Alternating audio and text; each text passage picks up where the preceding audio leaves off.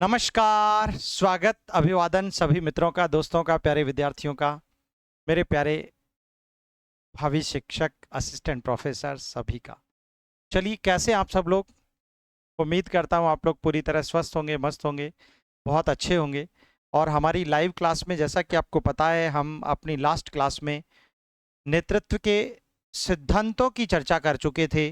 और सिद्धांतों के बाद छोटा सा पार्ट इसका टाइप्स का और फंक्शंस ऑफ लीडरशिप का बचा हुआ है, जिसकी बात करने के बाद इस टॉपिक के एमसीक्यूज पर हम लोग बहुत शानदार डिस्कशन करेंगे।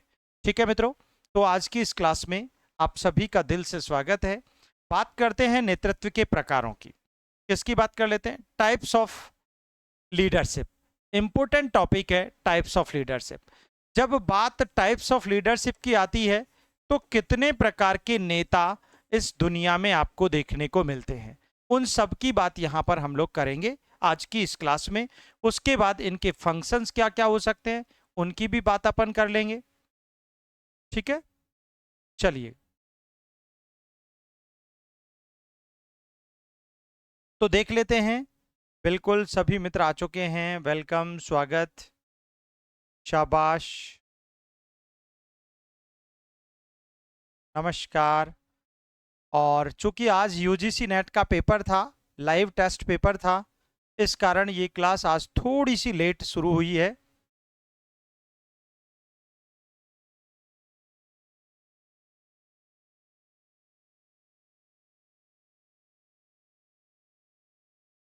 ठीक है, हाँ बेटा, वो सभी को पढ़ाई जाएगी स्टैटिक्स, डोंट वरी। वो जब चैप्टर आएगा तो निश्चित रूप से सबको मिलेगा, ऐसा नहीं है किसी को मिले और किसी को ना मिले। खैर, चलिए।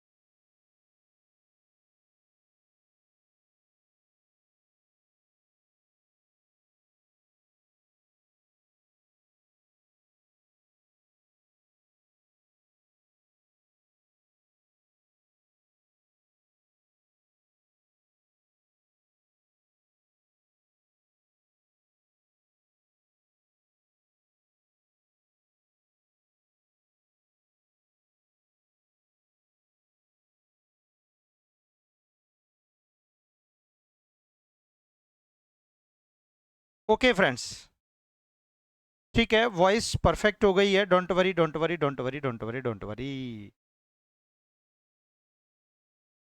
देखिएगा, ऑटोक्रेटिक उस राजा को कहा जाता है, उस शासक को कहा जाता है जो संपूर्ण प्रशासन की धुरी अपने हाथ में रखता हो, सारी जनता की शक्तियां उसमें समाहित होती हों और वह अपनी डिक्टेटरशिप, अपनी तानाशाही चलाता हो।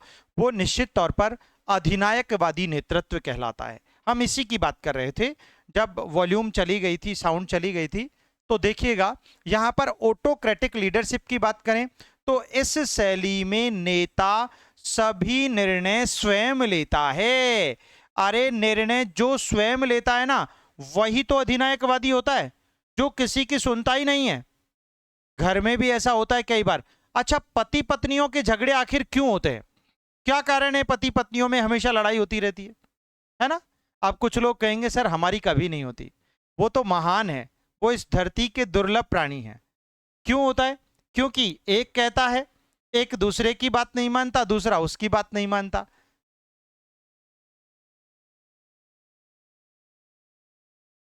ठीक है ना? नहीं, आज बीपीएससी का पेपर आज नहीं है बच्चे, आज नहीं है, 3 दिन बाद होता है। पता है ना आपको, 3 दिन बाद होता है। क्लियर? चलिए, देखिएगा, तो जो निर्णय स्वयं लेता है, किसी की नहीं सुनता, स्पष्ट आदेश देता है, नहीं तुमको ऐसा करना है, वैसा करना है। ठीक है ना? और अनुयायियों से कठोर आज्ञाकारिता की अपेक्षा करता है। मतलब जो उसके फॉलोवर्स होते हैं, जो उसके अधीनस्थ होते हैं, जो उसके निम्न लोग होते हैं, निश्चित रूप से उनसे अपने हर आदेश की आज्ञा का पालन करवाने का आदेश देता है, और अगर कोई अवज्ञा करता है, आदेश की अवहेलना करता है, तो उसे सजा या दंड की बात करता है। ऐसे नेतृत्व को अधिनायकवादी ऑटोक्रेटिक नेतृत्व कहा जाता है। क्या कहा जाता है बेटा? ऑटोक्रेटिक नेतृत्व कहा जाता है। इसकी मुख्य विशेषताएं क्या क्या हो सकती हैं? केंद्रीकृत निर्णय निर्माण, यानी संपूर्ण निर्णयात्मक क्षमता किसी एक व्यक्ति केंद्र के हाथ में होती है। बिल्कुल सच बात है।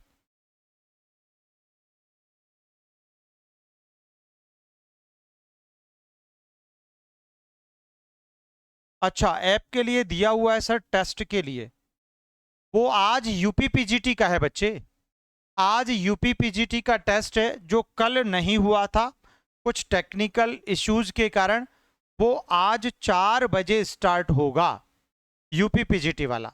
तो जिनको यूपीपीजीटी देना है वो 4 बजे उनका टेस्ट पेपर स्टार्ट हो जाएगा बेटा। ठीक है, नोटिफिकेशन सब जगह आया था। देखिएगा, सख्त नियंत्रण और पर्यवेक्षण। भैया जो अधिनायकवादी नेता होते हैं ना, वो अपना निर्णय पर अडिग रहते हैं, अपना आदेश को सर्वोपरि मानते हैं, और जो आदेश की पालना नहीं करता है उसके लिए सजा या दंड का प्रावधान रखते हैं। ऐसे लोग सख्त नियंत्रण वाले होते हैं, अपना कंट्रोल बड़ा सख्त रखते हैं।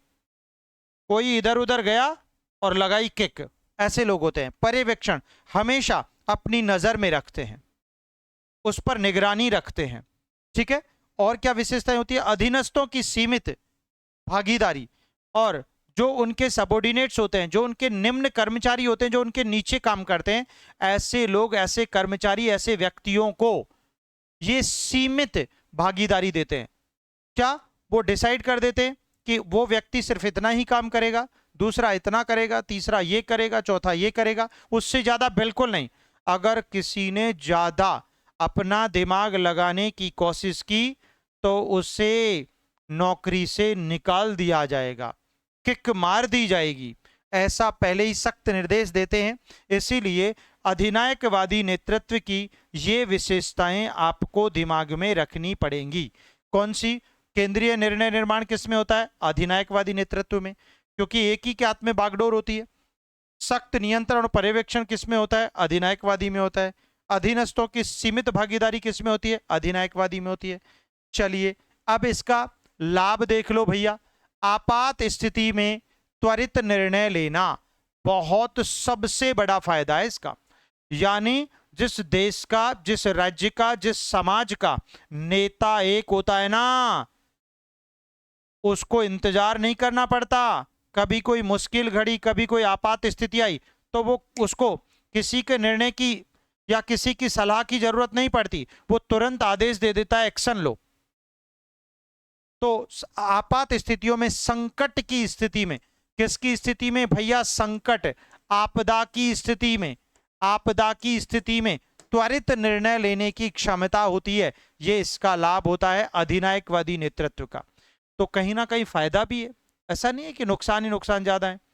वो डिक्टेटरशिप चलाता, अपनी तानाशाही चलाता है जैसे हिटलर, लेकिन ये फायदा भी होता है। अच्छा, क्लियर चेन ऑफ कमांड, स्पष्ट आदेश प्रणाली, और आदेश प्रणाली जो होती है ना, बिल्कुल स्पष्ट होती है और उसकी पालना की जाती है उसके निम्न व्यक्तियों के द्वारा। ठीक है ना? दो फायदे होते हैं, लेकिन हानियां, डिसएडवांटेज बहुत है। रचनात्मकता में कमी। भाई मैं मेरे अंदाज से काम करना चाहता हूं, मेरे तरीके से किसी काम को करना चाहता हूं। मैं ड्राइंग बना रहा हूं, मैं पेंटिंग बना रहा हूं, मैं कोई कलाकारी कर रहा हूं, मैं करना अपने अंदाज और अपनी बुद्धि से चाहता हूं, लेकिन मेरा ऊपर वाला शासक मुझे कहता है कि नहीं, तुम्हें तो इसी ढंग से काम करना है, इसी रास्ते से, दूसरे रास्ते में जाना ही मत। तो फिर मेरी जो क्रिएटिविटी है ना, मेरी जो बुद्धि है, मेरी जो रचनात्मकता है, उसका दमन हो जाता है। जैसे कुछ माँ बाप अपने बच्चों को अपनी मर्जी से, बच्चा पैदा हुआ और माँ बाप सपने देखने लग जाते हैं, क्या?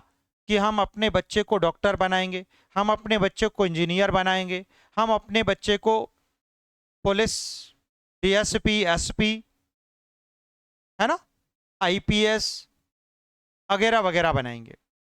माँ बाप ने सोचा है, बच्चा तो अभी, उसको तो होश ही नहीं है, बच्चे ने तो जन्म में लिया है और माँ बाप तभी से प्लानिंग शुरू कर देते हैं। यार बच्चे के अंदर उस क्षेत्र में जाने की कैपेसिटीज है या नहीं है, उसमें वो क्वालिटी, वो व्यक्तित्व उसका है या नहीं है, ये तो जाना ही नहीं है आपने, उससे पहले ही सोचना शुरू कर दिया। तो ये वही बात है। तो भैया यहां पर अब बच्चा, आपने, मुझे ऐसा लगता है 3 इडियट मूवी तो देखी होगी आमिर खान की, वहां पर वो 3 इडियट्स का रोल करते हैं। अभिनेता जो भी एक्टर्स हैं मूवी में, वो 3 इडियट्स का रोल करते हैं। अब वहां पर उनके माता पिता उन्हें इंजीनियरिंग वाले क्षेत्र में डाल देते हैं, जबकि एक अभिनेता उनमें से एक का जो इंटरेस्ट है, जो रुचि है, जो उसके अंदर अभिक्षमता है, वो बेटा क्या है, वाइल्ड फोटोग्राफी करने की है, ठीक है ना। जबकि दूसरे का इंटरेस्ट इंजीनियरिंग में है, तो आमिर खान इंजीनियरिंग में अपनी महारत हासिल करता है, जबकि दूसरे लोग नहीं कर पाते, क्योंकि वो तो माँ बाप के इंटरेस्ट से जबरदस्ती उन्हें इंजीनियरिंग करवाई जाती है। इसीलिए नहीं, उस स्थिति में उनकी रचनात्मकता, उनकी क्रिएटिविटी का दमन हो जाता है और अंत में वही होता है, फिर उनको उस क्षेत्र में डाला जाता है जिसमें उनका इंटरेस्ट है और वो दुनिया के बेताज बादशाह बनते हैं उस क्षेत्र विशेष में। तो वही है बात, यहां पर आपको ध्यान रखनी है। तो रचनात्मकता में क्या आ जाएगी बेटा, कमी आ जाएगी अगर आपने बच्चे को उसकी बुद्धि के खिलाफ लेकर गए तो, ठीक है। चलो, मनोबल गिरता है। कई बार क्या होता है कि यार भाई बॉस का आदेश है, उसी अंदाज में करना पड़ेगा, करना तो कुछ मेरे हिसाब से चाहता था, और अगर मेरे हिसाब से करता तो बहुत बड़ी सफलता मिल सकती थी, लेकिन बॉस का आदेश था वैसा ही करना है, तो फिर मनोबल भी गिर जाता है। छोड़ो रे यार, भाड़ में जाने दो, वो चाहता ही नहीं कि हम उन्नति करें, वही बात, ठीक है। चलिए एग्जाम्पल देखो इसका। युद्ध के समय आदेश देने वाला सैन्य कमांडर, जी हां, आदेश दे दिया सैन्य कमांडर ने कि जाओ पूरी फौज को, पूरी बटालियन को टूट पड़ो, शेर की तरह छलांग लगा दो और चीर फाड़ कर दो दुश्मनों की। तो फिर वो वही करते हैं। अब जब सैन्य कमांडर ने आदेश दे दिया तो कोई भी सिपाही उसके नीचे वाले सेनापति के आदेश का इंतजार नहीं करेगा, नेवर। यही तो अधिनायकवादी नेतृत्व है बेटा। चलिए नंबर 2 पढ़ो, डेमोक्रेटिक लीडरशिप। दूसरे प्रकार का नेतृत्व कौन सा होता है बेटा, डेमोक्रेटिक होता है। कौन सा होता है बच्चे, डेमोक्रेटिक। जनता का, जनता के लिए, जनता द्वारा किया गया शासन डेमोक्रेटिक कहलाता है। और इस उक्ति के नेतृत्वकर्ता पूर्व राष्ट्रपति अमेरिकी अब्राहम लिंकन है। क्लियर बात है, तो आपने समझ लिया होगा, जान लिया होगा। तो भाई बात अच्छी है। नेता निर्णय लेने में टीम के सदस्यों को शामिल करता है। जो अच्छा नेता होता है ना, वो अपने टीम के लोगों से पूछता है, यार हम जो कर रहे हैं, हम जिस रास्ते पर चल रहे हैं, क्या वो रास्ता सही है? तो वो अपने टीम के लोगों से सलाह लेता है, मशविरा करता है, ठीक है ना। भागीदारी को प्रोत्साहित करता है और कहता है कि आप भी पार्टिसिपेट करो। अरे यार तुम भी करो मोहन, अरे तुम भी करो श्याम, अरे तुम भी करो दिनेश, अरे तुम भी करो गीता, तुम भी करो सीता। हो सकता है किसकी बुद्धि काम आ जाए, हो सकता है किसका प्रयास काम आ जाए, और कौन सफलता की तरफ ले जाए। तो वही होता है लोकतांत्रिक नेतृत्व, ठीक है। और विचारों को महत्व देता है दूसरों के। मुख्य विशेषताएं, साझा निर्णय निर्माण, यानी सभी की सहमति से, सभी की सहमति से निर्णय लिया जाता है, ठीक है। नंबर 2, खुला संवाद, सब एक दूसरे को सलाह मशविरा दे सकते हैं। अरे नहीं नहीं यार, आप इस मार्कर को बना रहे हो ना, नहीं यार मेरे पास एक आइडिया है, अरे इसको अपन ऐसे भी बना सकते हैं। दूसरे ने दिया, नहीं नहीं यार इसका एक और तरीका ये है। तो सभी के आइडियाज को महत्व दिया जाता है, खुला संवाद कर सकते हैं, आपस में डिस्कस कर सकते हैं, रचनात्मकता को प्रोत्साहन। और भैया जब ऐसे करोगे ना, तो किसी पर कोई बाउंडेशन नहीं है, कोई नियंत्रण नहीं है, तो ऐसी स्थिति में सब अपनी अपनी बुद्धि लगाएंगे, और जब बुद्धि लगाएंगे तो भैया रचनात्मकता को तो प्रोत्साहन मिलेगा ही मिलेगा, मिलेगा ना, वही चीज। तो ये इसकी मुख्य विशेषताएं हैं। फिर इसके लाभ और हानियां। लाभ देखो बेटा, उच्च मनोबल और कार्य संतुष्टि। ऐसे फिर निम्नस्थ जो अधीनस्थ लोग होते हैं, जो निम्न कर्मचारी होते हैं, व्यक्ति होते हैं, उनका मनोबल बढ़ता है। जब बॉस कहता है ना कि यार आप अपने हिसाब से करो यार, आपको स्वतंत्रता है, तो उसका मनोबल बढ़ता है। बेहतर निर्णय गुणवत्ता और डिसीजन मेकिंग पावर में जब सबका सलाह मशविरा होता है ना, तो भाई साहब उसकी क्वालिटी ही कुछ अलग अलग होती है ना।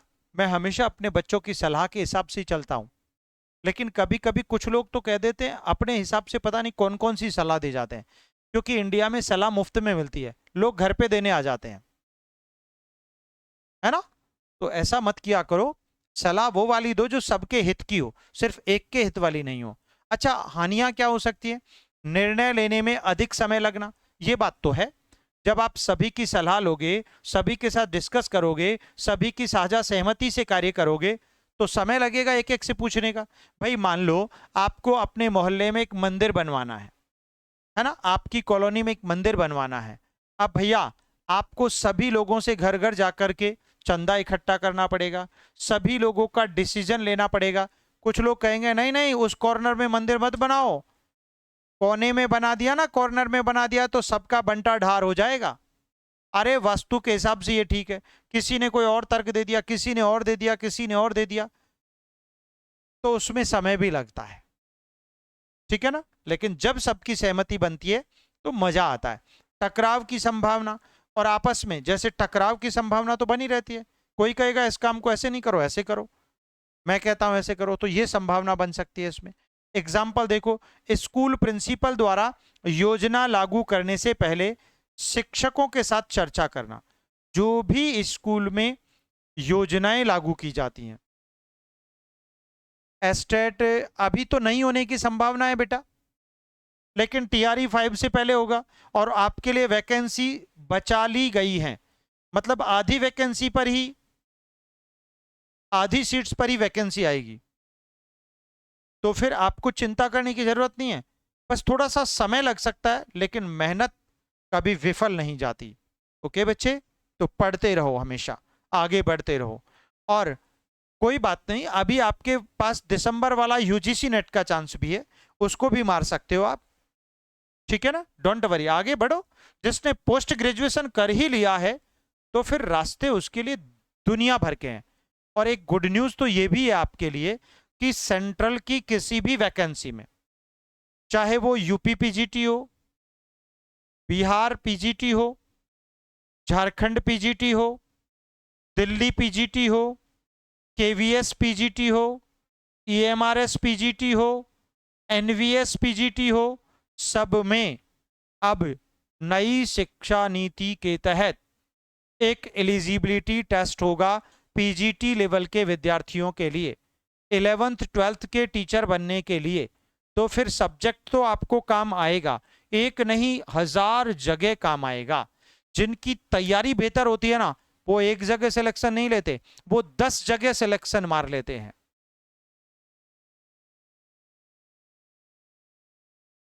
यूजीसी नेट दो बेटा, बहुत अच्छी बात है, गुड लक, शाबाश। पीएचडी भी चल रही है आपकी, रिसर्च स्कॉलर हैं आप, कंटिन्यू। चलिए, हाँ नेक्स्ट है स्वच्छंद नेतृत्व, लीज फेयर लीडरशिप। बताइए, नेता न्यूनतम मार्गदर्शन देता है, न्यूनतम, कम से कम, ठीक है ना, बहुत अच्छी बात है। और टीम के सदस्यों को पूरी स्वतंत्रता देता है, टीम के सदस्यों को स्वच्छंद, कि वे निर्णय लें और स्वतंत्र रूप से काम करें, स्वच्छंद नेतृत्व कहलाता है। अपने टीम के सदस्यों को पूरा निर्णय लेने हेतु स्वतंत्रता देना स्वच्छंद नेतृत्व है। मुख्य विशेषताएं, न्यूनतम हस्तक्षेप, हस्तक्षेप करने वाला कोई है ही नहीं, नेता ही तो करता है, वो ही नहीं कर रहा, अपने टीम के सदस्यों को पूरी आजादी दे दी, ठीक है। अधिक स्वायत्तता, भैया स्वायत्तता बहुत ज्यादा दे दी, उससे उनमें आत्मबल बढ़ेगा, ईगोइज्म आएगा, आत्म सेल्फ सेटिस्फेक्शन मिलेगा, आत्मसम्मान की अनुभूति प्राप्त होगी, बहुत सारे। नेता सहायक के रूप में कार्य करता है, नेता सिर्फ हेल्पिंग टूल, सिर्फ इशारा देता है बस, और फिर आजाद कर देता है। ठीक है ना। चलो बेटा, लाभ क्या क्या है? नवाचार को प्रोत्साहित करता है, मतलब नए नए तरीके, नए नियम, नए सिद्धांत, नई कल्पनाएं, नवीन विचारधाराओं को जन्म देता है। आत्मनिर्भरता को बढ़ाता है 100%। जब आपने मुझे मुझे पर सारी जिम्मेदारी दे दी और मुझे आजाद छोड़ दिया कि तुमको ये काम कैसे भी करना है, तुम्हारी मर्जी है, तो उससे आत्मनिर्भरता, सेल्फ डिपेंडेंसी डेवलप होती है।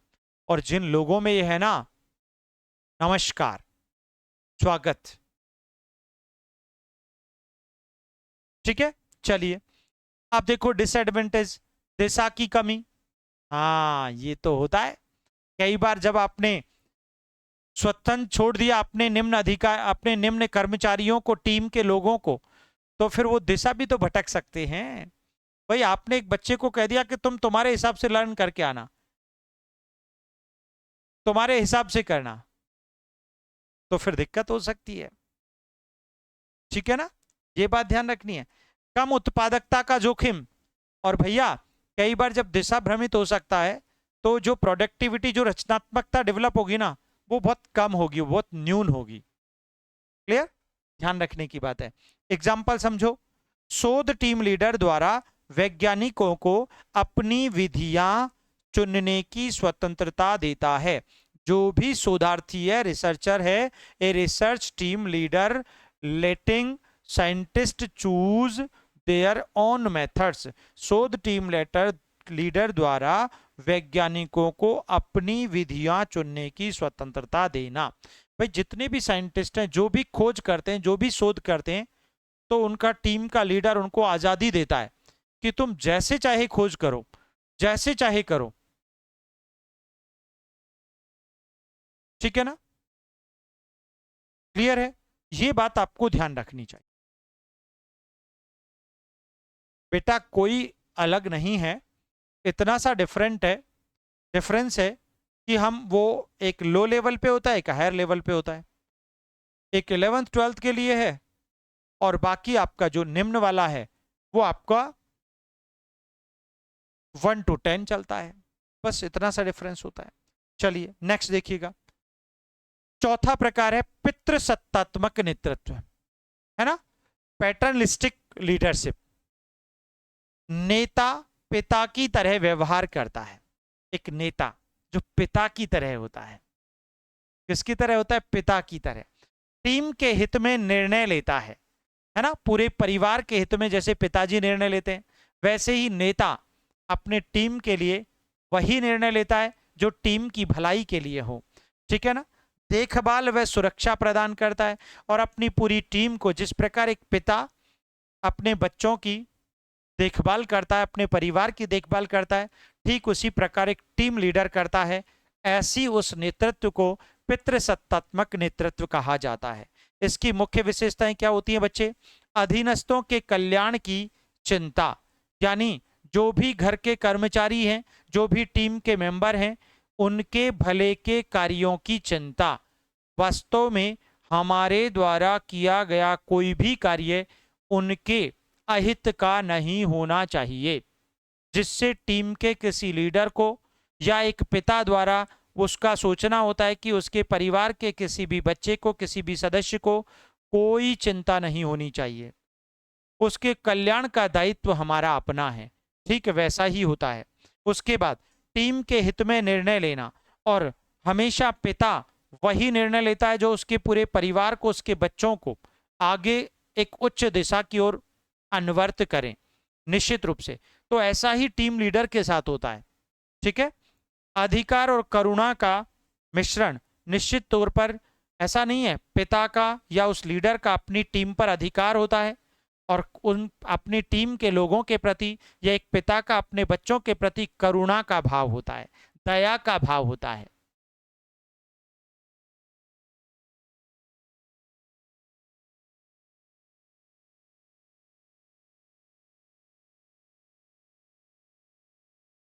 हाँ, बिल्कुल सही बात है।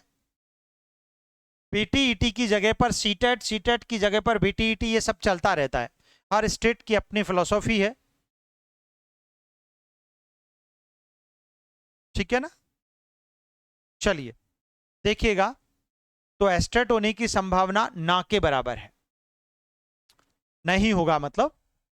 लाभ देखिएगा, निष्ठा और विश्वास बनाता है, कर्मचारियों का पलायन घटाता है।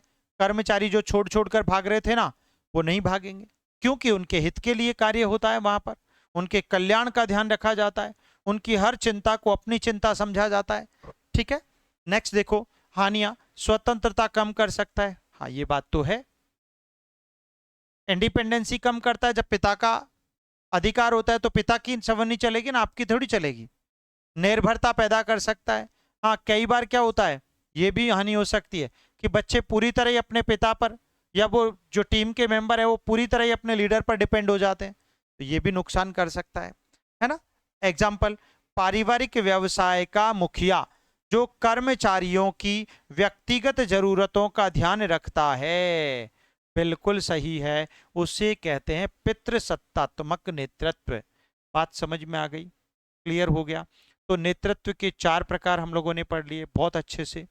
कौन कौन से पढ़े? पहला ऑटोक्रेटिक पढ़ लिया, दूसरा डेमोक्रेटिक पढ़ लिया, ठीक है ना, तीसरा स्वच्छंद पढ़ लिया, और चौथा पितृसत्तात्मक पढ़ लिया, पैटर्निस्टिक पढ़ लिया। ठीक है, तो ये 4 प्रकार आपके हमने पढ़ लिए। ठीक है, अब देखो पांचवा, करिश्माई नेतृत्व। कौन सा? करिश्माई नेतृत्व। पूछा जाता है, इंपोर्टेंट भी है, पूछा जा सकता है। क्या कहता है? नेतृत्व जो नेता के आकर्षण, व्यक्तित्व और संचार कौशल पर आधारित होता है। यार ऐसा लीडर, यार क्या बोलता है, क्या चेहरे की चमक है, नूर टपकता है, क्या हेयर स्टाइल है, क्या आंखें हैं। तो व्यक्तित्व, क्या व्यक्तित्व है यार, क्या पर्सनैलिटी है, उसको यहां पर उसको लोग फॉलो करने लग जाते हैं, और वो होता है करिश्माई नेतृत्व, जिससे अनुयायी प्रेरित होते हैं, बहुत प्रेरित होते हैं, है ना। जैसे मुझे याद है, एक बार मैंने कहीं लेख पढ़ा था, आपने बॉलीवुड अभिनेता देवानंद को का नाम तो सुना ही होगा। वो जिस गली से, जिस शहर से निकलते थे, जिस रास्ते से निकलते थे, तो लड़कियां देखकर सुसाइड कर लेती थी। अपनी छत्ती, अपनी जो घर की बालकनी होती थी, छत होती थी, उससे जंप कर जाती थी। इसीलिए उनके, देवानंद जी के काले कपड़े पहनने पर बैन कर दिया था कि आप काले कपड़े नहीं पहनोगे, वरना कितनी सारी लड़कियां अपने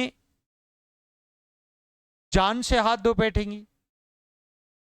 बड़ा आश्चर्य की बात है। तो ये वही बात यहां पर आती है कि उनका आकर्षण ही ऐसा था, उनका व्यक्तित्व ही ऐसा था, उनका बोलने का अंदाज ही ऐसा था, ठीक है ना। उसी को हम कहते हैं करिश्माई नेतृत्व। आप सबके अंदर वो विद्यमान है।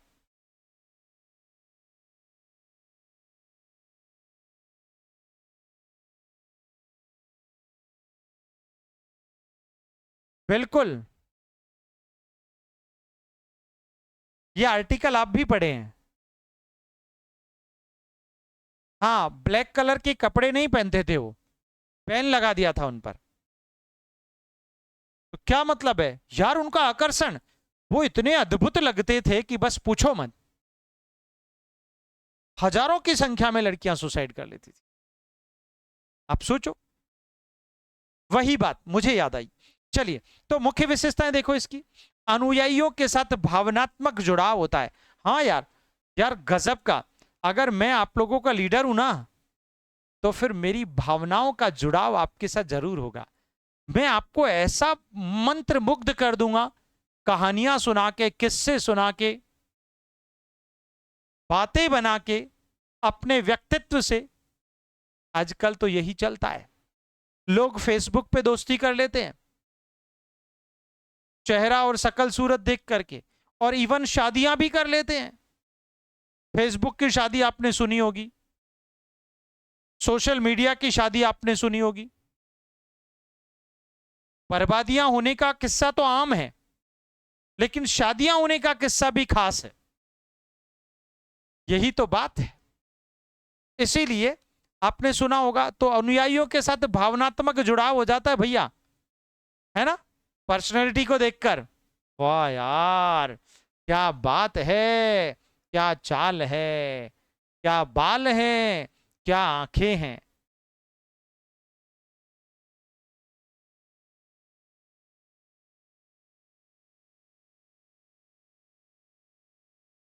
हाँ बिल्कुल। चलिए धन्यवाद। फिर उसके बाद हाई एनर्जी एंड एंथुसिज्म, उच्च ऊर्जा और उत्साह। हाँ, ये भी होता है करिश्माई नेतृत्व की खास बात। भाई साहब, क्या ललाट पर, क्या उन्नत ललाट है, क्या बड़ी बड़ी आंखें हैं, क्या ऊर्जा है, क्या मसल्स हैं, क्या भुजाएं हैं, सीना चौड़ा है ना, ऐसा दिखता है करिश्माई नेतृत्व। तो लोग, लड़कियां उस व्यक्तित्व पर मर मिटती हैं। My God. ये देखो, ये हमारे एक प्रिय विद्यार्थी, बहुत खास विद्यार्थी कह रहे हैं सर आपकी भी पर्सनैलिटी गजब की है। पता नहीं, हमारे, इसे कहते हैं अतिशयोक्तिपूर्ण बातें करना। मतलब हमारे मुंह पर हमारी प्रशंसा करके और हमारा दिल जीतने की जुर्रत करना, क्या है ये? व्यक्तित्व का आकर्षण है। समझ में आ गई? कार्रवाई के लिए प्रेरित करने की क्षमता।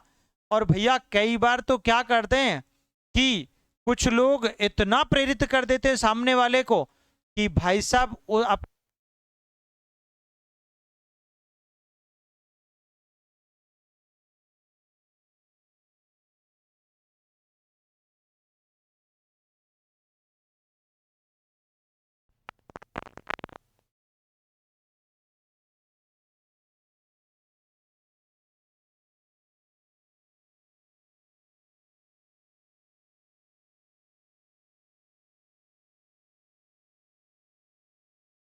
स्वामी विवेकानंद द्वारा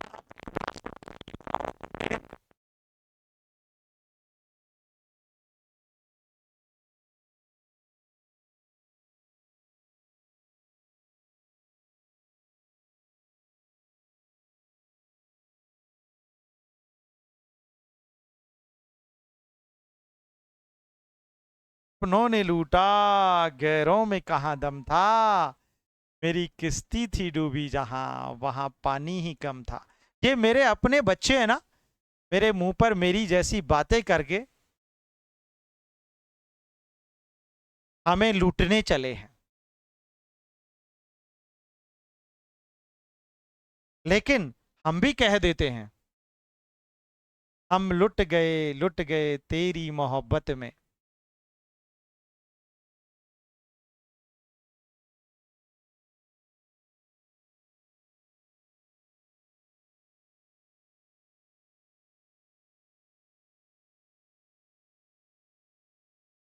ओह, आएंगे तो पर्सनैलिटी की लिस्ट बना देंगे।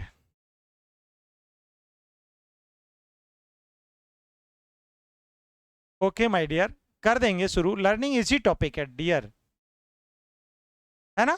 चलिए, तो ये वही बात आती है, कोई बात नहीं। तो स्वामी विवेकानंद जी की बातों को सुनकर लोग उनके दीवाने हो जाते थे। सर जी बीपीएससी में जब हम लोग पास करेंगे तो आप पूरे बिहार में छा जाएंगे। वो तो होके रहेगा बेटा, ये तो मुझे अपने आप पर विश्वास है, मुझे अपने आराध्य पर विश्वास है, मुझे अपनी माँ पर भी विश्वास है, और मुझे आप लोगों पर भी विश्वास है। ये तो होके रहेगा, ये तो होगा ही। देखो माँ शारदे कितना क्या हम सब लोगों को दुआएं देती है। चलिए, एक और लीडरशिप हम पढ़ते हैं बेटा, ट्रांसफॉर्मेशनल लीडरशिप, रूपांतरणात्मक नेतृत्व। ये तो बड़ा गजब का है यार, ये ये तो बहुत ही गजब का है। कौन सा है भाई? दृष्टि से अनुयायियों को प्रेरित करता है ना, नवाचार को प्रोत्साहित करता है और व्यक्तिगत विकास में सहयोग देता है। मतलब क्या? दृष्टि से अनुयायियों को प्रेरित करता है, मतलब आपकी जो इंस्पिरेशंस है ना, इंस्पायर्स फॉलोवर्स विद विजन। हाँ, मतलब आपका दृष्टिकोण, आपका नजरिया, आपका तरीका।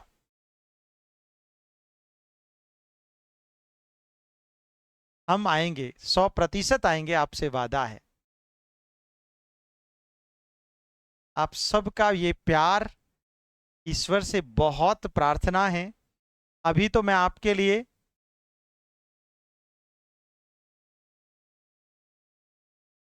Thank you so much. निश्चित रूप से ये मुझे भी विश्वास है, और मैं पर्सनली भी आऊंगा। कुछ लोगों की शादियां नहीं हुई तो उनकी शादियों में, आपके यहाँ शादी की रस्म में मुझे जरूर बुलाना।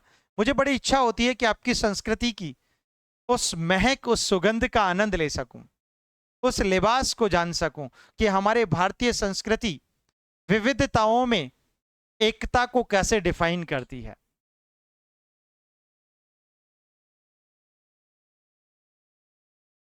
सल्यूट है आप सभी को, कि प्यार को, इस मोहब्बत को। चलिए देखिएगा, तो यहां पर दृष्टि से अनुयायियों को प्रेरित करता है, यानी आप अपने व्यक्तित्व को ऐसा खास बनाते हैं कि यहां पर मतलब रूपांतरित नेतृत्व, यहां पर क्या होता है? ट्रांसफॉर्मेशनल, मतलब जब जरूरत पड़ती है ना, फॉर एग्जांपल मैं आपको समझाता हूं, रूपांतरण ट्रांसफॉर्मेशनल होता क्या है बेटा? जैसे बर्फ का पानी में बदलना, पानी का फिर से बर्फ में बदल जाना, ठीक है ना, अपने रूप को, रंग को वापस प्राप्त कर लेना। सर जी मैं,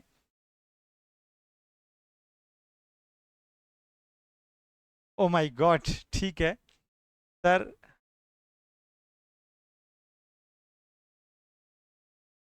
दिखाइएगा। स्कूल के एनुअल फंक्शन में बुलाएंगे, वाओ इट्स अमेजिंग, बहुत अच्छा लगेगा, जरूर आएंगे। चलिए देखिएगा, तो ऐसी कंडीशन में आप एक बार अपन टॉपिक पढ़ते हैं, फिर बात करेंगे अच्छे से, ठीक है बेटा?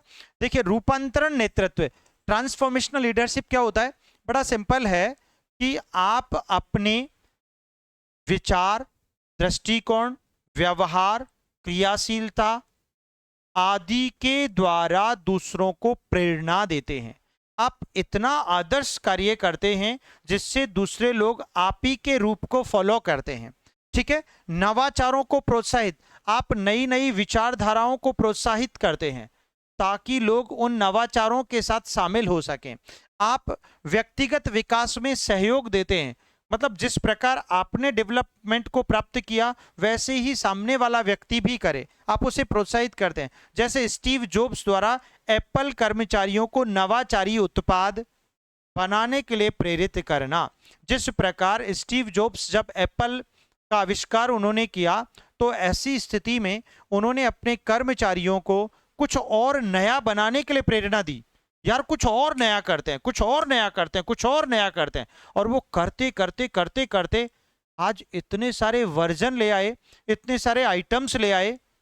एप्पल का लैपटॉप ले लो, एप्पल की गाड़ी ले लो, एप्पल का आप मोबाइल फोन ले लो, एप्पल का हर फीचर, हर चीज ले लो। ये क्या है? उनकी प्रेरणा का प्रतिफल ही तो है जो उन्होंने अपने कर्मचारियों को दी। यस बेटा। अब इसको पूरे को हम लोग क्या करते हैं, यानी जो अभी टाइप्स हमने पढ़े हैं लीडरशिप के, उसका एक चार्ट हम समझ लेते हैं जल्दी फटाफट। अधिनायकवादी सेंट्रलाइज्ड होता है, ठीक है ना? कंट्रोल कैसा होता है? हाई होता है। भागीदारी लो होती है। एग्जाम्पल सैन्य कमांडर। थोड़ा सा ये इंग्लिश है, इससे घबराना मत, ओके बेटा, डोंट वरी। सेंट्रलाइज एक ही के हाथ में होती है ना कमान। लोकतंत्रवादी शेयर्ड, साझा होता है। मॉडरेट होता है, हाई नहीं होता, हमेशा कंट्रोल कैसा होता है? मॉडरेट, है ना? लेकिन भागीदारी हर व्यक्ति की ज्यादा होती है। इसकी स्कूल प्रिंसिपल का हमने एग्जाम्पल लिया था, पूरा पढ़ लिया है। उसके बाद स्वच्छंद में क्या होता है? डिसेंट्रलाइज, है ना? स्वच्छंद में सबको स्वतंत्रता दे दी जाती है, डिसेंट्रलाइज। मेरे इशारों से समझ जाया करो मेरे बच्चों, ठीक है ना? कंट्रोल कैसा होता है? लो, होता ही नहीं है, बहुत कम होता है, सबको आजादी दे दी। वेरी हाई, भागीदारी सबकी गजब की होती है भैया। जैसे एग्जांपल, शोध का नेता, एक वैज्ञानिक वैज्ञानिकों को आदेश देने वाला उनका लीडर जो होता है वो उनको आजाद छोड़ देता है, तुम करो जो करना चाहते हो। तभी तो कहा आवश्यकता आविष्कार की जननी है भाई। पितृसत्तात्मक सेंट्रलाइज होता है, पिता ही नेता होता है, पता है आपको। मॉडरेट कंट्रोल कैसा होता है, मॉडरेट होता है, मतलब मध्यम होता है। और भागीदारी कैसी होती है, मीडियम, ये भी ठीक है ना। पारिवारिक व्यवसाय का मुखिया होता है, परफेक्ट है। करिश्माई नेतृत्व पढ़ा था। निर्णय निर्माण कैसे होता है, क्या गजब का है ना, वेरीज। हाई इन्फ्लुएंस, प्रभाव के कंट्रोल कैसा होता है, बहुत प्रभावी होता है। और भागीदारी कैसी होती है, मीडियम होती है। जैसे स्वामी विवेकानंद अपनी बातों से ही सबको मंत्रमुग्ध कर लेते थे, मैं उनका दीवाना हूं। रूपांतरणात्मक, बेटा विजन बेस्ड होता है, हमेशा दृष्टि आधारित होता है, ठीक है ना। मॉडरेट होता है, हाई होता है, जैसे स्टीव जॉब्स, ठीक है। तो ये थे आपके कंप्लीट टाइप्स ऑफ लीडरशिप। लेकिन अभी बाकी है फंक्शंस ऑफ लीडरशिप भी। चलिए बात कर लेते हैं, बात करते हैं नेता के कार्य, functions of leadership. Functions of leadership की बात और कर लेते हैं, ठीक है बच्चे। बड़ा प्यारा सा टॉपिक है, इजी है। कौन नेता क्या काम करता है। नेता के कार्य सिर्फ आदेश देने तक सीमित नहीं होते। भैया नेता ने आदेश दे दिया तो आदेश देने का ही काम थोड़ी होता है नेताजी का, ना ना ना ना बाबा ना। बल्कि वह योजना बनाने, संगठन करने, प्रेरणा देने, नियंत्रण रखने और संचार करने जैसे अनेक महत्वपूर्ण कार्य करता है ना। योजना भी नेता बनाएगा, संगठन भी नेता बनाएगा। अरे नेता लोग बनाते ही हैं, है कि नहीं। कंट्रोल भी करेगा, दूसरों को प्रेरणा भी देगा, ठीक है। लीडरशिप फंक्शंस को मैनेजमेंट फंक्शन से जोड़ा जा सकता है, बिल्कुल। लीडर तो वही है जो मैनेज करता है, परफेक्ट बात है। लेकिन इसमें इन्फ्लुएंस, प्रभाव और इंस्पिरेशन, प्रेरणा, प्रभाव और प्रेरणा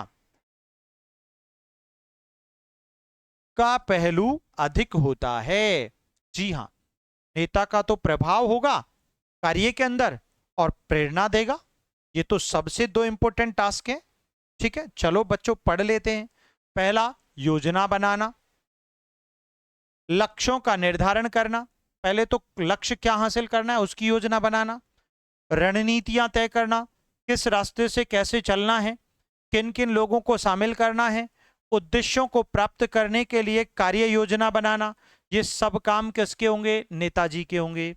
मुख्य बिंदु, भविष्य के लिए स्पष्ट दृष्टि होगी, चरणबद्ध योजना होगी, संसाधनों का आवंटन होगा। भैया एक बात बताओ, मुझे कह दिया कि आपको एक लेटर लिखना है और पेन दिया ही नहीं, पेपर भी नहीं दिया, तो मैं कैसे लिखूंगा। तो भैया सिस्टमेटिक, क्या संसाधनों का आवंटन करना है, चरणबद्ध योजना। अरे मिस्टर मोहन को ये काम करना है, सोहन को ये करना है, ये करना है, इसके बाद ये, इसके बाद ये, चरणबद्ध, क्रमबद्ध होनी चाहिए, है ना। भविष्य के लिए स्पष्ट दृष्टि। अरे यार भविष्य में उसका कोई फायदा ही नहीं है, वो काम करवा रहे हो आप जबरदस्ती, क्यों करवा रहे हो बाबा, नहीं करना, ठीक है ना। एग्जाम्पल देखो, एक परियोजना नेता द्वारा पुल निर्माण के विभिन्न चरणों को पूरा करने के लिए समय सीमा बनाना। कितने समय सीमा में पुल बन जाएगा, कितने कर्मचारियों की जरूरत पड़ेगी, पहले चरण में क्या क्या लगाना है, कितने लोगों को यूज करना है, सारी बातें, सारी योजना बनाता है कौन, नेताजी, लीडरशिप, ठीक है। नंबर 2, दूसरा है संगठन करना, ऑर्गेनाइजिंग। ये काम भी किसका होगा, नेताजी का होगा, ठीक है। देखो बेटा, संसाधनों की व्यवस्था करना। भाई आपको रोड बनाने में, पुल बनाने में कौन कौन से संसाधन चाहिए, है ना। भाई कंकड़ और सीमेंट मिलाने की मशीन चाहिए, फावड़ा चाहिए, है ना, उसको डालने के लिए, उसको फैलाने के लिए मसाले को, वो सब कुछ चाहिए होता है। भूमिकाओं का वितरण, किसको क्या क्या रोल देना है, ठीक है ना। और योजना को प्रभावी रूप से लागू करने के लिए संरचना तैयार करना। ये सारे कार्य कौन करेगा, आपके नेताजी, ठीक है। मुख्य बिंदु, भूमिकाएं और जिम्मेदारियां तय करना। भाई मिस्टर मोहन को यह काम करना है, मिस्टर सोहन को ये करना है, मिस्टर श्याम को, दिनेश को, धर्मेंद्र को, गुंजा जी को ये करना है। ठीक है ना, सबको अपने अपने टास्क दे दिए। अधिकार का प्रत्यायोजन और विभागों के बीच समन्वय। अधिकारों का प्रत्यायोजन यानी डेलीगेशन ऑफ अथॉरिटी। ठीक है ना, मतलब एक एक काम के लिए एक डेलीगेट निर्धारित करना, एक व्यक्ति को निर्धारित करना, तय करना। विभागों के बीच समन्वय, और ऐसा नहीं है, सभी विभागों के बीच आपस में समन्वय होना चाहिए कि अगर कोई व्यक्ति कहीं पर किसी क्षेत्र में अटकता भी है, उसे प्रॉब्लम भी क्रिएट होती है, तो दूसरा उसकी हेल्प कर दे, ऐसा होना चाहिए।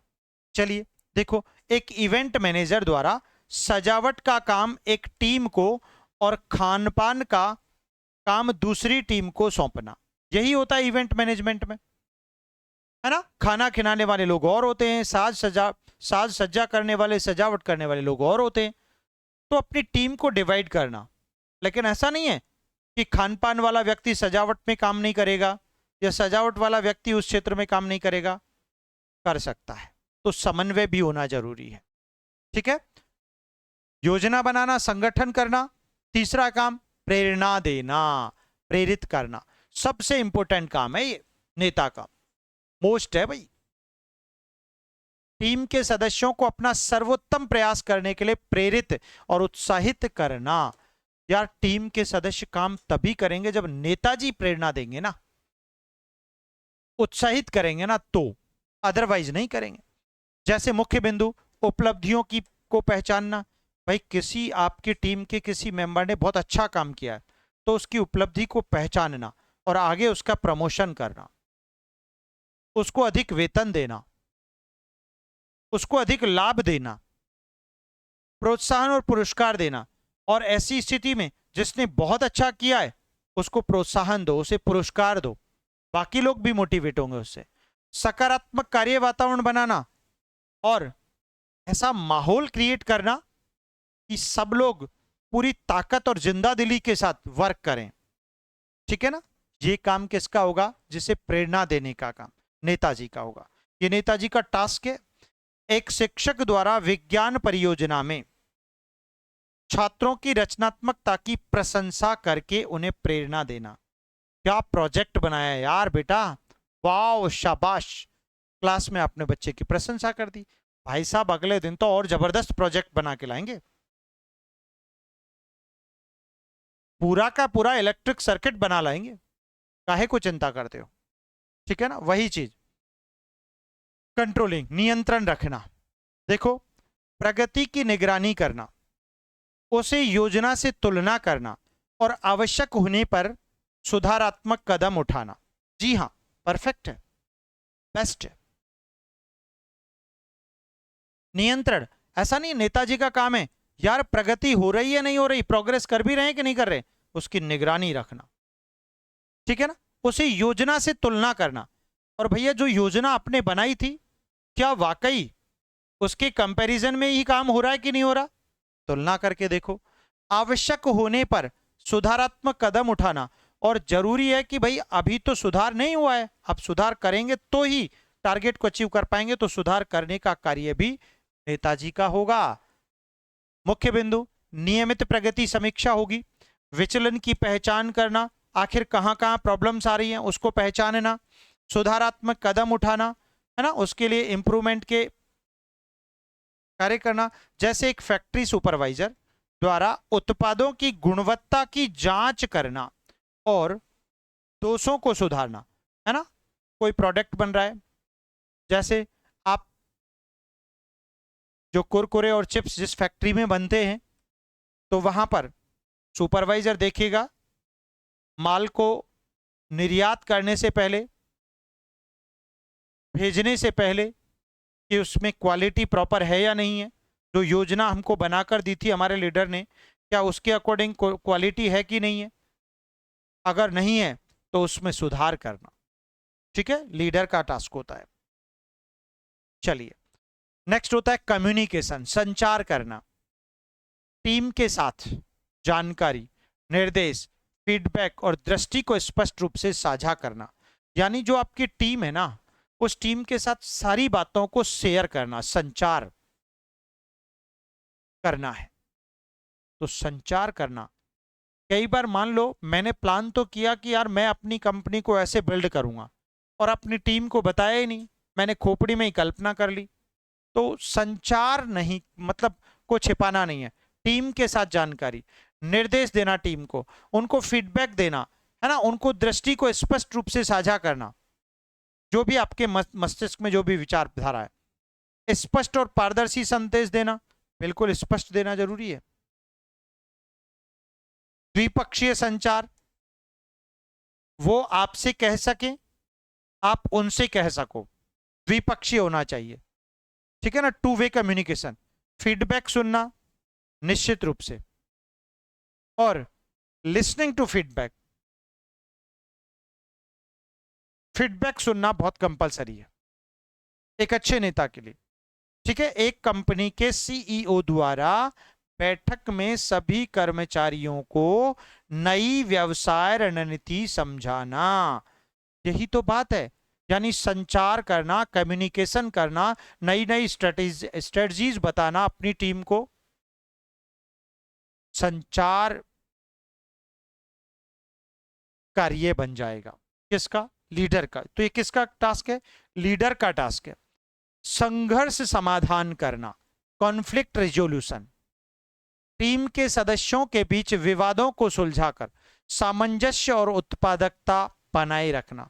टीम के सदस्यों के बीच जो भी विवाद है ना, उनको सुलझाकर सामंजस्य बढ़ाना और अपनी कंपनी की प्रोडक्टिविटी को बढ़ाना, उत्पाद की जो खपत है उसको बढ़ाना, उत्पाद की जो निर्माण प्रक्रिया है उसको बढ़ाना, ठीक है ना। मुख्य बिंदु, मूल कारण पहचानना, आखिर विवाद किस कारण हुआ आपस में टीम के लोगों के बीच, वार्ता और मध्यस्थता करना, लीडर का काम है आपस में उनकी वार्ता करवाना और उनका मीडिएटर का रोल प्ले करना, उनके झगड़े को शांत करना, निष्पक्षता बनाए रखना, किसी भी व्यक्ति का पक्ष ना लेकर दोनों के बीच न्याय मूल्य पर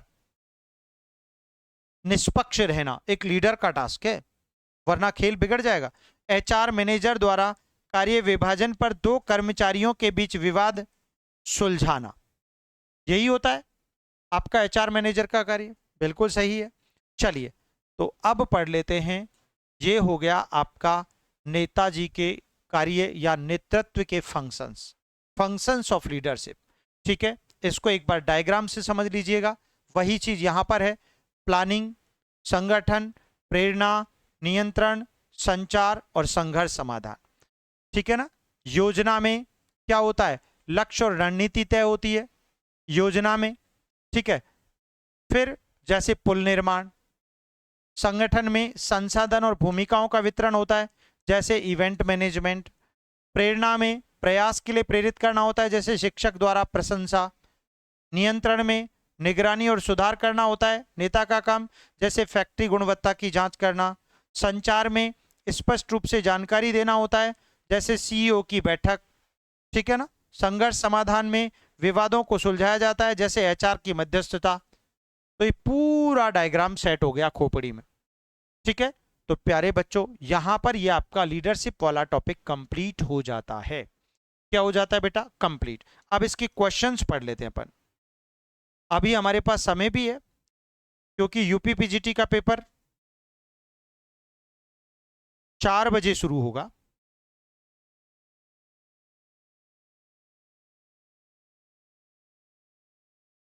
ओके बच्चों,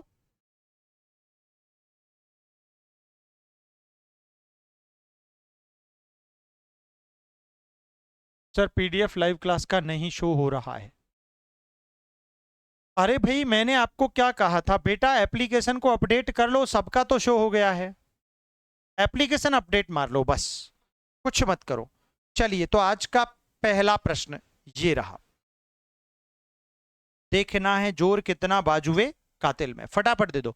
नेतृत्व की मनोवैज्ञानिक दृष्टि से प्राथमिक उत्पत्ति को निम्न में से कौन सा सबसे अच्छा वर्णित करता है। आपसे पूछा क्या, मनोवैज्ञानिक दृष्टि से, अरे मैंने ऐतिहासिक भी पढ़ाया था, मनोवैज्ञानिक अर्थ भी पढ़ाया था। उसका लिटरल मीनिंग उत्पत्ति भी समझाई थी। तो बताओ, जन्मजात करिश्मा और व्यक्तिगत आकर्षण,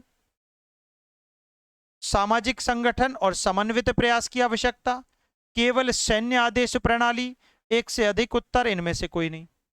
आसान क्वेश्चन है, वेरी इजी।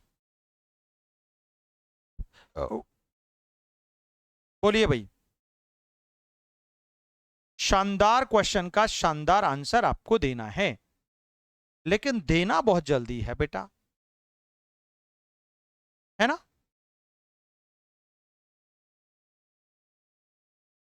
अच्छा देखो, मैंने आपको बताया था अभी जस्ट, ये करिश्मा जो है ना, ये व्यक्ति का व्यक्तिगत गुण है, व्यक्तिगत गुण है बेटा, ठीक है ना, व्यक्तिगत गुण है। और ये व्यक्तिगत गुण होने के कारण, व्यक्तिगत आकर्षण और व्यक्तिगत गुण होने के कारण, ये नेतृत्व का मूल कारण कभी भी नहीं हो सकता। किसका? बिल्कुल नेतृत्व की मनोवैज्ञानिक दृष्टि का प्राथमिक ये रहा। जब भी मनोवैज्ञानिक आता है तो सामाजिक आएगा, मैंने बताया था, मानसिक आ सकता है, और समन्वित प्रयास की आवश्यकता आ गया। यहां पर तो केवल लग गया तो वैसे ही हटा दो, है कि नहीं। तो बी आपने बिल्कुल सही दिया है, ठीक है ना।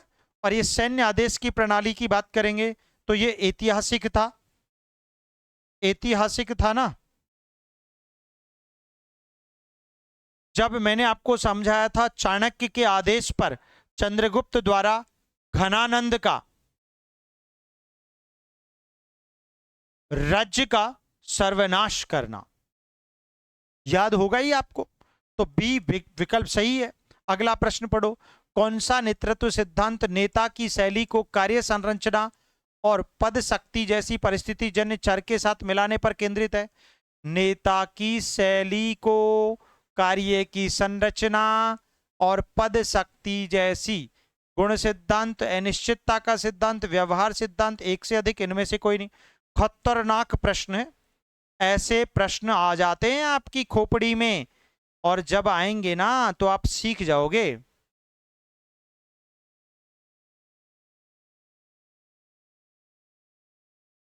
देखो बेटा, गुण सिद्धांत मैंने बताया था, गुण ये आपका ट्रेट थ्योरी पर डिपेंड है, और ट्रेट जो होते हैं वो जन्मजात गुण होते हैं ना, तो ये तो जन्मजात गुण सिद्धांत हो गया, हटा दो। अनिश्चितता का सिद्धांत किसने दिया था? फिडलर ने दिया था ना।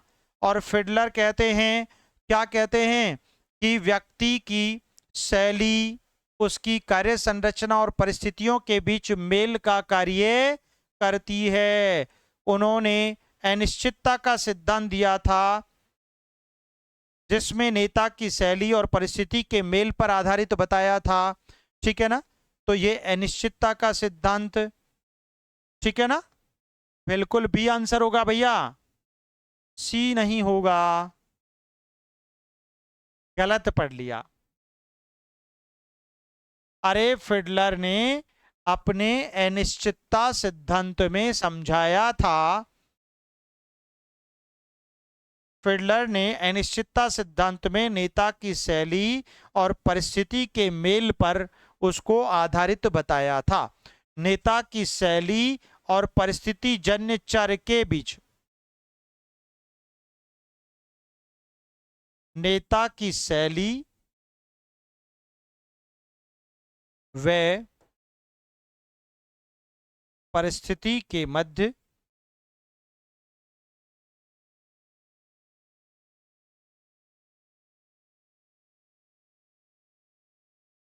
समन्वय की बात करता है।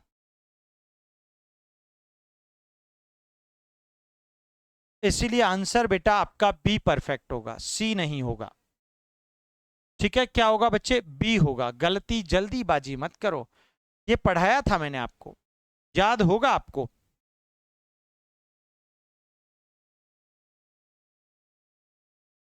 ठीक है ना।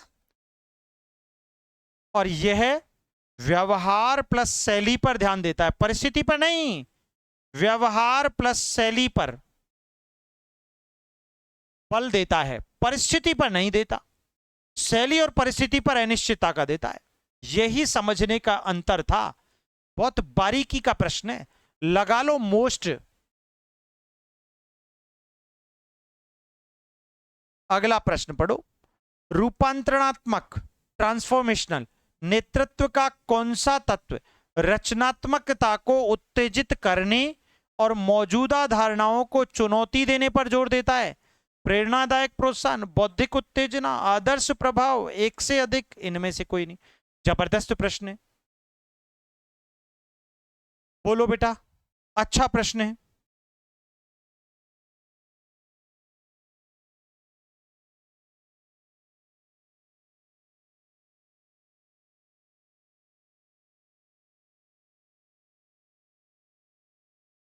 बोलिएगा।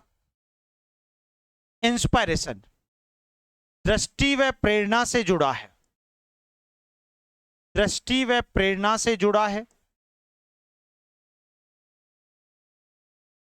ठीक है ना। आपसे पूछा है रूपांतरणात्मक नेतृत्व का कौन सा तत्व रचनात्मकता और उत्तेजना करने को, मौजूदा धारणाओं को चुनौती देने पर जोर देता है। मौजूदा धारणाओं को बेटा आपका इंटेलेक्चुअल स्टिमुलेशन, बौद्धिक उत्तेजना ही तो देगा। नाम लिखा हुआ है ना, आंसर साथ में लिखा हुआ है। उत्तेजना पूछा है। वैसे भी बौद्धिक उत्तेजना में जो भी आपके अधीनस्थ अनुयायी होते हैं उनको नए विचार और नए दृष्टिकोण अपनाने पर उनको क्या दिया जाता है, मतलब प्रेरणा दी जाती है। जो भी अनुयायी होते हैं ना उनको नया दृष्टिकोण, नवीन विचारधारा से संबंधित प्रेरणा प्रदान की जाती है। इसलिए बी ब्रिलियंट आंसर होगा। आदर्श प्रभाव की बात करोगे तो बेटा आदर्श प्रभाव, आदर्श और नैतिक,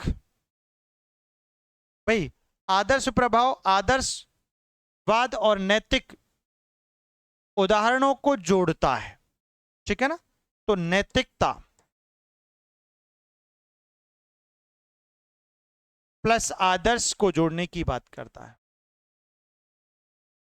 ठीक है। तो बी क्लियर हो गया। अगला प्रश्न, किस प्रकार के नेतृत्व में नेता पिता की तरह अधिकार और देखभाल का संयोजन करता है? लोकतांत्रिक में, अधिनायकवादी में, पितृसत्तात्मक में?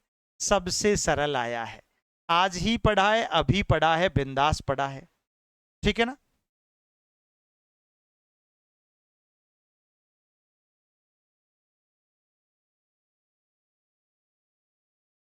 पितृसत्तात्मक, इसमें क्या होती है, इसमें सहभागिता होती है। अधिनायकवादी में इसमें तो नियंत्रण होता है, दादागिरी होती है, कंट्रोल होता है। और यहां पर पितृसत्तात्मक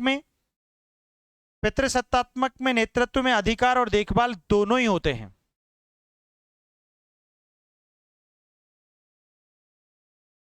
ठीक है ना। यहां पर अधिनायकवाद में नियंत्रण और आदेश दोनों होते हैं।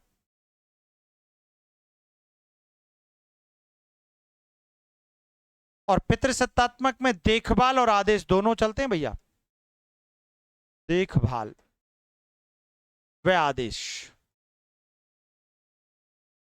ठीक है ना। नियंत्रण, आदेश, देखभाल, अधिकार सब होते हैं इसमें। अगला प्रश्न, निम्न में से कौन सा नेता प्राथमिक कार्य नहीं है? नेता का प्राथमिक कार्य नहीं है, योजना बनाना है, नियंत्रण देना है, नियंत्रण रखना, व्यक्तिगत लाभ के लिए टीम को प्रभावित करना नहीं है। व्यक्तिगत लाभ के लिए नेता कभी नहीं करता, गलत बात है। अपना काम बनता और भाड़ में जाए जनता, ये फिलॉसफी नेता की नहीं होती। तो उत्तर क्या बन गया बेटा, सी बन गया। अगला प्रश्न, कौन सा नेतृत्व सिद्धांत मानता है कि नेता पैदा होते हैं, बनाए नहीं जाते? गुण सिद्धांत, व्यवहार सिद्धांत, रूपांतरणात्मक सिद्धांत, एक से अधिक, इनमें से कोई नहीं। गजब का प्रश्न है बेटा, जल्दी दे दो यार बच्चों, फटाफट दे दो।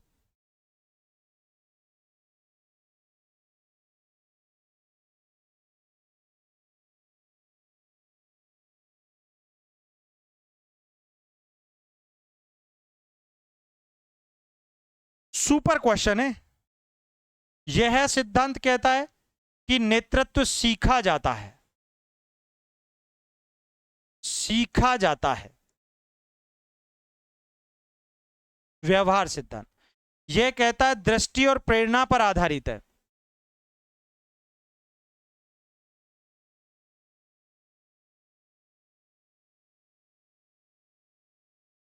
दृष्टि और प्रेरणा पर आधारित। और गुण सिद्धांत कहता है कि जन्मजात है, जन्म से पैदा होते।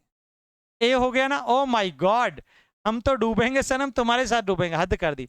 अरे ट्रेट का मतलब ही जन्मजात है। उठ गए करम। यहां पूछा है कि नेता पैदा होते हैं, बनाए नहीं जाते। आंसर क्या होगा? ए होगा ना बच्चों। उल्टा पुल्टा दे देते हो। पूरा विवरण लिख रहा हूं एक एक विकल्प का, और क्या चाहिए तुमको। अरे भाई, टेस्ट सीरीज जो भी विद्यार्थी दे रहे हैं ना, गलती से अभी भी ऐसे कोई गलती से बचा हो कोई विद्यार्थी जिसने टेस्ट सीरीज ली ही नहीं है, उस प्रतिभाशाली विद्यार्थी को तो भाई नतमस्तक है हमको भी। क्यों? मैं ये पैसे के लिए नहीं बोल रहा हूं। पैसा वैसा तो टाइपिस्ट भैया ले लेगा अपनी मेहनत का, लेकिन तुम लोगों ने अगर नहीं दी है तो ये तुम्हारी बहुत बड़ी गलती है। क्यों? क्योंकि बेटा उसमें क्वेश्चन को आप रिस्पॉन्ड करो, उसका आंसर दो, पूरा पेपर सॉल्व करो, उससे आपकी मेरिट बनेगी, आपकी रैंक दिखेगी। साथ ही साथ रैंक दिखने के साथ साथ आपका प्रॉपर रिजल्ट बनेगा। उसके अलावा हर एक प्रश्न के प्रत्येक विकल्प की डिटेल व्याख्या आपको मिलेगी, और वो व्याख्या पढ़ना बहुत जरूरी है। वो व्याख्या ही तो सीखनी है हर एक प्रश्न की। मैं यहां पर वो भी पढ़ा रहा हूं, मैं भी तो वही पढ़ा रहा हूं, इसलिए सीखना है, उसके बाद ही एग्जाम देने जाना, नहीं तो मत जाना एग्जाम देने। बेटा ले लेना, तुम सभी बच्चे पीजीटी वाले फ्रीडम टेस्ट यूज कर लेना, कूपन कोड। और यूजीसी नेट वाले बच्चे, पीजीटी वाले सब बच्चे यूजीसी नेट का भी ले लो। आपकी जिंदगी से बढ़कर नहीं है बेटा, दिखा रहा है तो मेरे बच्चों ये यूज करो ना। ऐसी टेस्ट सीरीज तुमको इंडिया में तो मिलेगी नहीं, मैंने पहले भी कह दिया। और तुम नहीं दे रहे हो तो तुम बहुत महान हो, तुम बहुत प्रतिभाशाली हो, फिर तुम्हें पढ़ने की जरूरत ही क्या है। अगर तुम टेस्ट पेपर नहीं दे रहे हो तो तुम्हें पढ़ने की जरूरत ही क्या है, तुम तो पहले से ही प्रतिभाशाली हो। सही बात है ना। तो पैसा मुद्दा नहीं है, जिंदगी से बढ़कर नहीं है ना। देखो, पीजीटी वाले जो बच्चे हैं ना मेरे, पीजीटी वाले सभी बच्चे, आप कूपन कोड यूज कर लेना, फ्रीडम टेस्ट। कोई भी मेरे नंबर पे पेमेंट मत करना, ये कूपन कोड से ही टेस्ट सीरीज लेनी है आपको, फ्रीडम टेस्ट।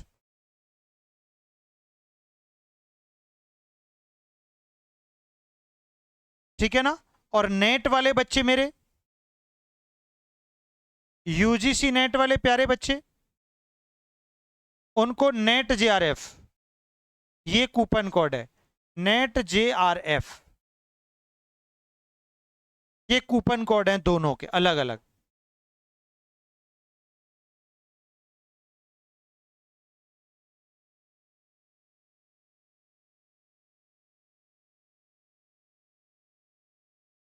ठीक है, आप यूज करके ले लेना।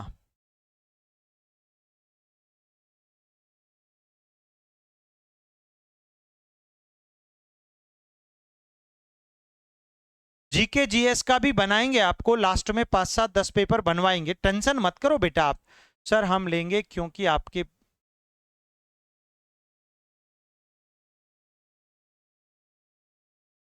ले लेना, पेपर बहुत अच्छा है।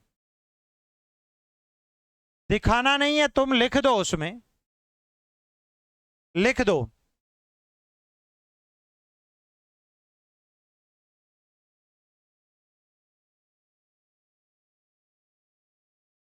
अरे भाई देखो, पीजीटी वाले बच्चे मेरे पीजीटी वाले बच्चे भी यूजीसी नेट ले सकते हैं उसी प्राइस में जो यूजीसी नेट के बच्चों को मिला है। और क्या चाहिए, आप ले सकते हैं, ठीक है ना। 499 यूजीसी नेट का है और 299 पीजीटी का है। ये सिर्फ आपके लिए, नए बच्चों के लिए सीधा 1399 है, जिन्होंने बैच नहीं ले रखा। लेना है तो ले लो, बीपीएससी ले लो और अब पढ़ो भाई, फटाफट पढ़ो, निकालो टेस्ट पेपर, माथे मत चढ़ाओ, पढ़ डालो उन पेपर्स को, निकाल डालो। ठीक है बच्चे, चलो आगे। रूपांतरणात्मक नेतृत्व का कौन सा तत्व अनुयायियों को व्यक्तिगत ध्यान और मार्गदर्शन देने से संबंधित है? व्यक्तिगत विचार, प्रेरणादायक प्रोत्साहन, आदर्श प्रभाव, एक से अधिक, इनमें से कोई नहीं। अभी जस्ट पढ़ा था। नहीं मत करना बेटा, मेरे नंबर पर मत करना बच्चे, बात करके मैं समझा दूंगा कैसे लेना है, मैं दे दूंगा, दिला दूंगा मतलब।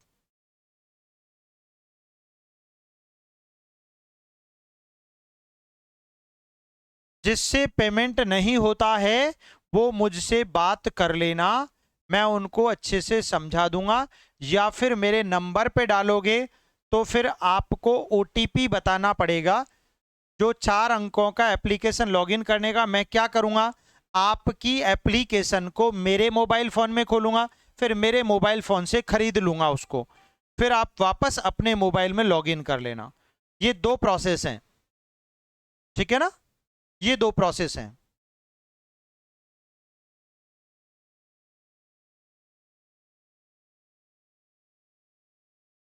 ओके बेटा, चलो इसका उत्तर दे दो।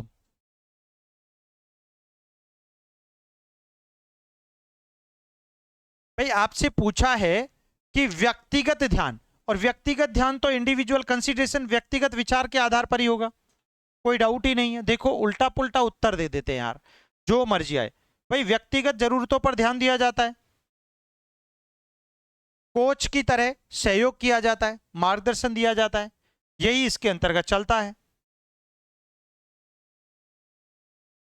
यह है सामूहिक दृष्टिकोण पर आधारित होता है, ठीक है ना, यह आपके आदर्श दृष्टिकोण पर आधारित होता है।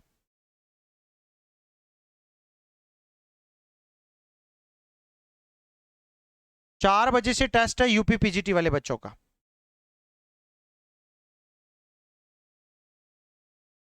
बस 2-3 क्वेश्चन और पढ़ लेते हैं, फिर 10 क्वेश्चन इसके आपको करने हैं, मैं आप डाल दूंगा आज, इसके नोट्स भी और इसके पेपर भी। बाकी 10 क्वेश्चन, टोटल 20 क्वेश्चन है, ठीक है ना।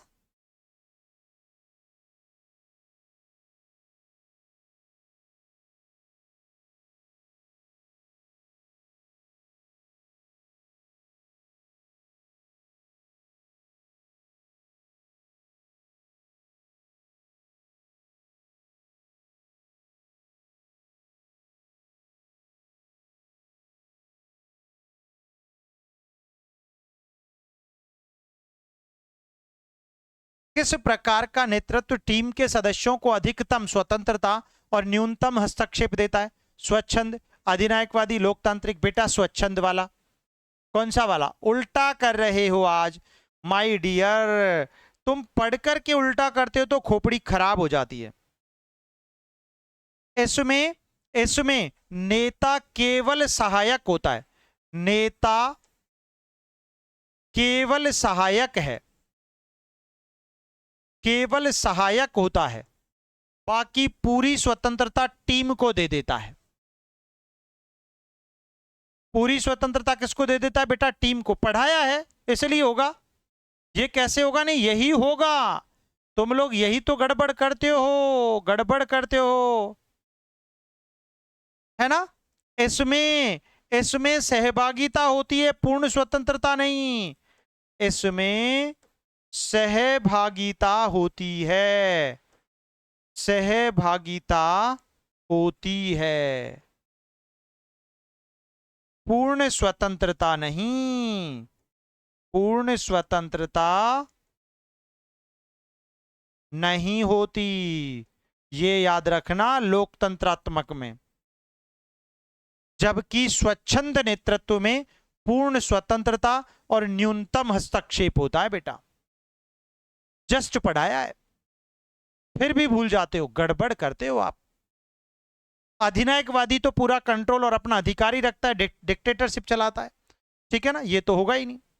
ए में और सी में कंफ्यूजन था तो ए उत्तर हो गया। अगला प्रश्न पढ़ो, कौन सी नेतृत्व शैली आपात स्थिति में सबसे प्रभावी होती है? मैंने बताया था आपात स्थिति में ऐसे कैसे पढ़ाया था रे, जहां त्वरित निर्णय की आवश्यकता होती है। लोकतांत्रिक, अधिनायकवादी, स्वच्छंद। बताओ बताओ बताओ बताओ बताओ बताओ बताओ।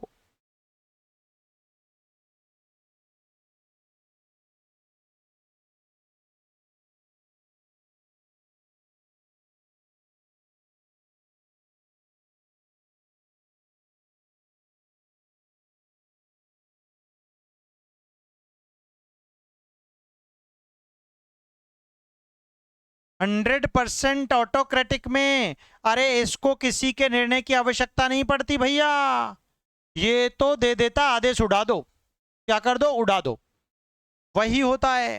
बी को लॉक करो और अगला और अंतिम प्रश्न पढ़ो। इसके अलावा 10 प्रश्न आपको टास्क दिए जाएंगे, उनको आप सॉल्व कर लेना आराम से पूरे नोट्स के साथ, आज ही अपलोड हो जाएंगे। ओके बच्चे, देखो कौन सा नेतृत्व सिद्धांत इस विचार से सबसे अधिक मेल खाता है कि नेतृत्व व्यवहार सीखे और विकसित किए जा सकते हैं? गुण सिद्धांत, व्यवहार सिद्धांत, अनिश्चितता सिद्धांत फिडलर का, एक से अधिक, इनमें से कोई नहीं।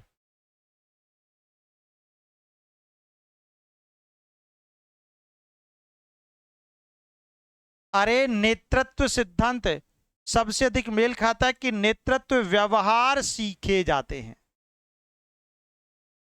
व्यवहार सिद्धांत में, कौन से सिद्धांत में बेटा? व्यवहार सिद्धांत में। चलिए, तो बी इसका परफेक्ट आंसर हो गया है। बाकी क्वेश्चंस आगे वाले आपको करने हैं, 10 क्वेश्चन आपके लिए टास्क हैं, ठीक है। आज की क्लास में इतना ही। धन्यवाद। जय हिंद, जय भारत। मस्त रहो, खुश रहो, स्वस्थ रहो, निरंतर प्रगति के पथ पर आगे बढ़ते रहो। यूपी पीजीटी का पेपर शुरू हो चुका है, आप अपना पेपर अच्छे से सॉल्व करो। Good luck. एक एक लाइव टेस्ट को पूरी ईमानदारी से दो, शिद्दत से दो, मेहनत से दो, आप सफल होंगे, जरूर होंगे। 100% अच्छी रैंक के साथ होंगे, क्योंकि टेस्ट सीरीज देने का मजा ही कुछ और है। और उसको उसी समय के अंदर दो जिस समय वो ओपन हो रहा है, उसी समय दो, कोशिश करो टाइम निकाल करके, तो फिर आपका रिजल्ट भी वैसा ही बनेगा, ठीक है। फिर बाद में री अटेम्प्ट वापस कर लेना, लेकिन एक अटेम्प्ट खुद को देखो तो सही, हम कितने पानी में, हम कहाँ हैं, कौन सा टॉपिक वीक है, कौन सा क्वेश्चन गलत किया है, कौन सा सही किया है, सब कुछ छाप डालो बेटा। धन्यवाद।